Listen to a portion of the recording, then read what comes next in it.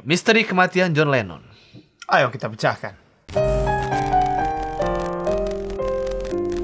Siapa yang tidak mengenal figur ini? Mungkin dari kita kecil juga udah tahu lah ya semua lagu-lagunya. The Beatles gitu loh. Ada lagunya apa? Imagine. John Lennon ya khususnya. John Lennon. Dan kita semua juga udah tahu lah ya kronologi kematiannya ya. Kronologi kematiannya, dia ditembak sama salah satu fansnya. Nah sekarang ini kita akan mengupas nih semuanya itu secara lebih detail. Dari kronologinya, dari konspirasi yang ada. Betul sekali. Stay tune, nonton terus, langsung kita bahas. John Winston Lennon lahir di Liverpool, Inggris, 9 Oktober 1940 dan meninggal di Roosevelt Hospital, New York. Ia pernah 2 kali menikah. Yang pertama dengan Cynthia pada 1962 sampai 1968 dan mempunyai 1 anak bernama John Charles Julian Lennon. Kemudian, setelah perceraiannya, ia menikahi Yoko Ono di tahun 1969 sampai 1980 dan mempunyai 1 anak yang bernama Shantaro Ono Lennon. Saat itu, John dan Yoko Ono tinggal di salah satu apartemen di Dakota. John Lennon paling dikenal sebagai penyanyi, pencipta lagu, instrumentalis, penulis, dan aktivis politik yang terkenal di seluruh dunia sebagai pemimpin dari The Beatles. Setelah bubarnya The Beatles pada tahun 1970, karya-karya solonya pun juga sukses. Salah satu lagunya yang hingga kini masih sangat terkenal adalah Imagine, lagu yang kemudian menjadi salah satu himne perdamaian dunia. Ya, ini lagu Imagine ini juga sering banget dikaitkan dengan konspirasi lagi. Oh begitu ya Pak? Iya. Gimana? Banyak juga yang bilang lagu Imagine ini tuh lagunya New World Order. Karena make the world live as one gitu kan. Yeah. Jadi maunya kayak satu dunia, tanpa agama, tanpa no country, tanpa negara gitu-gitu kan. Kalau yang lu tangkap gimana emang dari lagu? Maksud gue sih pesannya emang cuma untuk perdamaian aja lah. Jangan ada peperangan maksudnya kayak. Poinnya itu sebetulnya ya. Imagine kalau misalnya nggak ada negara tuh gimana? Apa kita pasti hidup jadi satu gitu kan. Jadi seperti itulah ya intinya. Istilahnya ini backgroundnya ya biografi. Kayak no heaven or hell. Jadi kayak orang yang kayak yang ngapain lu ribut-ribut masalah agama kalau misalnya nggak ada surga neraka kan lu nggak akan sebegitunya sama afterlife kan. Oke. Nah sekarang kita langsung bahas ke kronologi langsung nih ya penembakan itu ya. Betul sekali. Pada pukul 11 siang.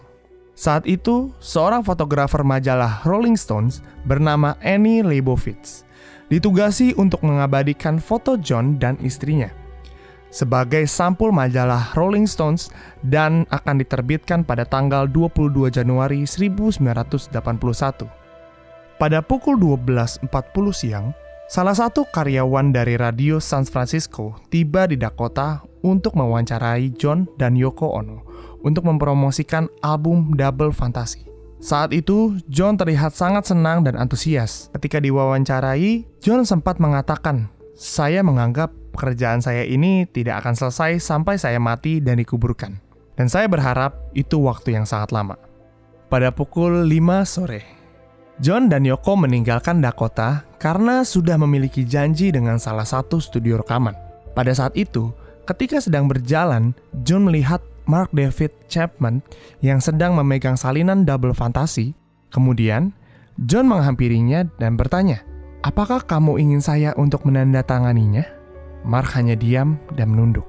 Dan si Mark ini itu adalah orang yang memata-matai si John Lennon ya. Dan ini adalah salah satu fansnya John Lennon. Makanya yang dibilang tadi dia bawa salinan kopiannya. Mungkin itu CD kali ya. Kopian albumnya si Double Fantasy itu ya. Dan dia bawa mungkin boleh tanda tangan gitu kan. Bawa spidol juga. Jadi mungkin si John Lennon pikir mau tanda tangan dan dia kayak makin gugupnya kali ya ketemu fans ya kan gitu juga ya. Ketemu idola ya. Itu idola kok ketemu fans. Pada pukul 10.50 malam, John dan Yoko Ono meninggalkan studio dan kembali menuju Dakota.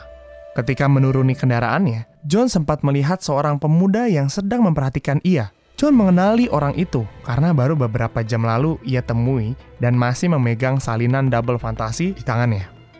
Iya, dia adalah Mark David Chapman. Bukan hanya tanda tangan yang Mark inginkan, tapi ia ingin nyawa dari John Lennon juga. Selang beberapa detik ketika Mark dan John berpandangan, Mark mengeluarkan pistol dan langsung menembak 4 peluru ke tubuh John. John sempat berlari untuk menyelamatkan dirinya, namun ia jatuh di depan sebuah apartemen. Pada saat itu, istrinya Yoko Ono pun berteriak histeris, mengatakan bahwa John Lennon sudah ditembak. dan John pun langsung dibawa ke rumah sakit terdekat. Pada pukul 11.15 malam, setelah beberapa menit dokter di gawat darurat mencoba untuk menolong John, akhirnya dokter memberitahu Yoko Ono bahwa John Lennon tidak bisa terselamatkan. Begitu dia cerita dari kronologi itu 1 hari ya, dari 1 harinya mereka ya. Berarti tuh si Mark ini nyamperin lagi ya. Iya. Terus mereka hadap-hadapan dan langsung ditembak. Jadi sebenarnya ini kan mereka pasti si Mark ini udah rencana banget dari yang siang itu diikutin segala macam. Makanya mungkin dia gugup kali ya pada saat John Lennon ajak dia berinteraksi. Tembak ya. Karena gue bunuh dia. Iya kan, karena lu udah punya satu rencana yang kayak besar banget terus kayak dia mau aduh gila tuh rasanya gimana ya? Tembak apa gimana ya? Gila. Tapi kayaknya nggak mungkin ditembak di saat itu sih. Ini karena udah malam ya. Udah malam dan mungkin Sepi, lebih memungkinkan untuk nembaknya itu sendiri. 4 peluru loh. 4 peluru coy. Nggak, apalagi kan refleks yang Dan deket kan, hadap-hadapan kan. itu nggak parah ya, kalau parah headshot pak. Oke, lanjut. Kasus penembakan John Lennon membuat keluarga dan para fansnya sangat kehilangan. 2 hari setelah kepergiannya, tepatnya pada tanggal 10 Desember 1980, jasad John Lennon dikremasi dan abu jenazahnya diserahkan kepada istrinya Yoko Ono. Tidak ada acara pemakaman oleh keluarga John Lennon. Namun, pada hari Minggu di Central Park sudah berkumpul 225.000 orang untuk membacakan doa bersama dan mengenang John Lennon selama 10 menit. Dan pada saat itu, semua stasiun TV di New York juga menghentikan siarannya untuk mengenang John Lennon.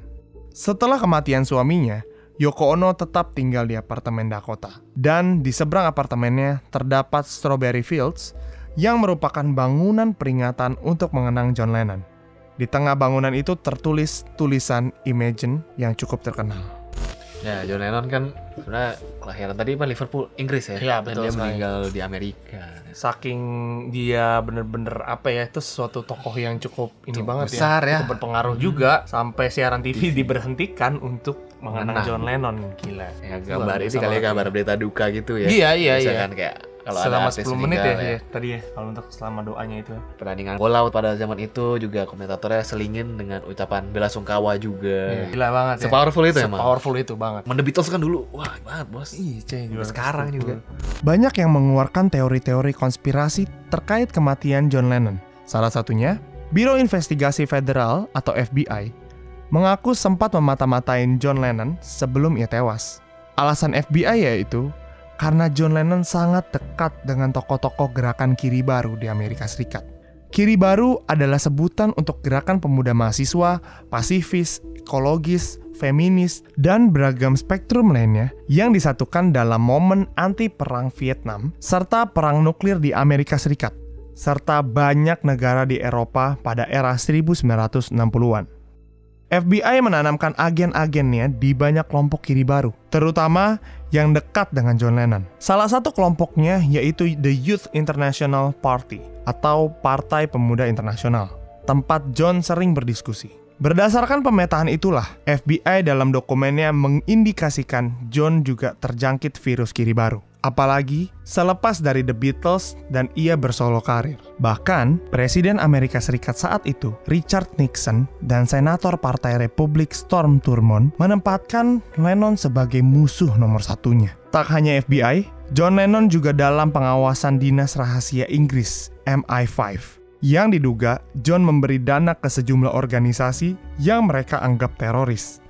Sebenarnya kayak kiri ini nih, aliran kiri baru nih lebih itu. Kayak lebih kemanusiaan ya, humanisme ya. Iya. Kalau dilihat ya kayak pasifis gitu kan, maunya damai gitu, ekologis, ke lingkungan, feminisme segala macam. Lebih kayak ke hal yang nampaknya anti perang Vietnam juga. Jadi pengen emang udahlah hidup damai aja, hidup gitu. Damai ya. Mesti. Iya. Tapi malah dijadikan musuh nomor ya. 1 loh sampai disebutnya ya. Makanya nih timbul itu dia politik juga. Timbul konspirasinya seperti itu gitu loh. Kayaknya nih kayak dari pemerintahnya lah istilahnya ya. Kayaknya nih orang nih cukup bisa mempengaruhi juga nih. Jadi mungkin cukup jadi bahaya ya. Kayak dipikirnya tuh Mark ini adalah orang bayaran pemerintah untuk membunuh. Jadi indikasinya seperti itulah intinya. Tapi ada juga kabarnya kalau misalnya dalang pembunuh ini katanya dapat kabarnya Yoko Ono supaya bisa dapat hartanya gitu. Wah, ini terlalu jahat gue bilang. Ya, ini terlalu Indosiar ya. menurut gua ya gitu ya. Jadi terlalu azab lah kalau demi harta. Tapi mungkin tapi kan kabarnya aja itu. Cuma kabar burung doang. memang. Kalau misalnya kita bisa lihat lebih dalamnya lagi, harusnya sih lebih ke Mark atau mungkin Yoko Ono membayar. Waduh, berat. Ya makanya kan dalang ya dibilang Iya, ya kan. betul. Mark apa Yoko Ono yang membayar Mark segala macam. Karena kita juga gak kenal Yoko, jadinya udahlah ya. Dengerin lagunya. Hah? Dengerin. Enggak ada. Mark David Chapman merupakan penggemar berat dari The Beatles dan John Lennon yang lahir pada 10 Mei 1955 di Texas. Ia menganggap The Beatles dan John Lennon adalah belahan jiwanya. Setelah dinyatakan bersalah, pihak pengacara Chapman sempat memberikan pembelaan bahwa kliennya pun banyak track record penyakit kejiwaan, mulai dari paranoid skizofrenia, psikotik, hingga depresi.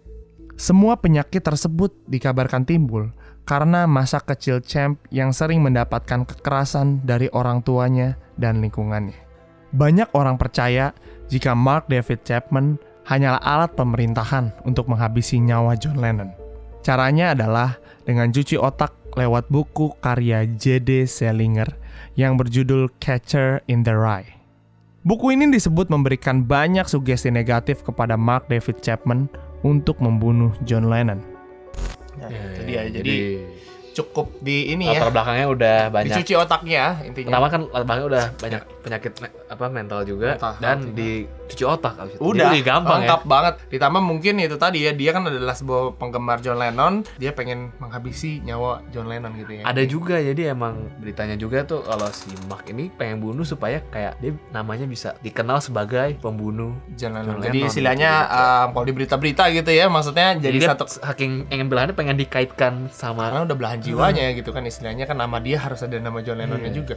Nah mungkin itu juga yang apa ya, dicuci otaknya tuh lewat itu tuh buku Catcher in the Rye. bahaya banget sih menurut gue ya kalau misalnya akhirnya kita bisa terus di cek. Dan untuk ngebunuhnya pun kayaknya pede-pede aja gitu loh. Kayaknya oh iya nih gitu loh. Gitu ya. Kayak ada satu tujuan yang benar gitu. Mark mengakui kesalahannya membunuh sang idola John Lennon. Tak hanya mengakui kesalahannya, Mark juga meminta maaf kepada seluruh penggemar John Lennon di dunia. Ia pun mengaku memilih jalan yang salah untuk mencuri perhatian banyak orang dengan membunuh John Lennon. Ia juga merasa lebih pantas untuk dihukum mati sebagai penebus kesalahannya. Iya, maksudnya kalau orang pengen dikaitkan namanya kan harusnya bikin karya apa ya gitu. Iya, Kalau zaman iya. sekarang kan bisa collab atau Asik. kayak di TikTok bisa react ya kan. Tapi kan kalau misalnya kematian tuh kayak bener-bener udah ya gua doang kan ngerti iya, ya? Itu yang dia kayak bener-bener Oh, jadi kayak emang bener-bener bukan kayak cuma sekedar oh gue pernah featuring sama lu nih. Enggak, tapi dia bener-bener John Lennon karena sama kalau gue. mati nggak bisa Udah, pokoknya di tangan gua jadi mati. nggak bisa beda orang kan. Nggak bisa Gitu ganti-ganti. dia. Kalau collab kan bisa habis ini. Iya. Jadi bener. melekat banget kan namanya kan, Melekat nggak mungkin. banget emang. Wah, itu dia sih yang bikin serem Makanya juga sih. kalau Ya. idola sama orang jangan sampai begitu Nggak ya. sampai begitu itu juga mencelakakan sih. loh. Salah sih. Mencelakakan ya. Mencelakakan banget. Akhirnya tapi si Mark ini nggak dihukum mati sih. Intinya seumur hidup lah. seumur hidup ya. Kayak gitu. Berarti dia umur 20 ya? Iya, 25. Berarti umur dia masih segitu gua, Pak. Iya, Pak. Segitu, Udah Cik. mulai. Aduh. Oke Pak, bye-bye Pak. Bukan gitu. Oh, enggak ya, beda ya. Oke kalau gitu bahasan kita mengenai kematian John Lennon yang ternyata menyimpan misteri juga. Dan kalau misalnya ada cerita lebih lanjut silahkan komen di bawah juga. Atau kita bahas apa, silahkan komen di bawah. Jangan lupa untuk subscribe pastinya, klik tombol like-nya. Dan see you on next video. Let's go. So, stay craking. Salam crackers. Cek Cek, tinggung tinggung.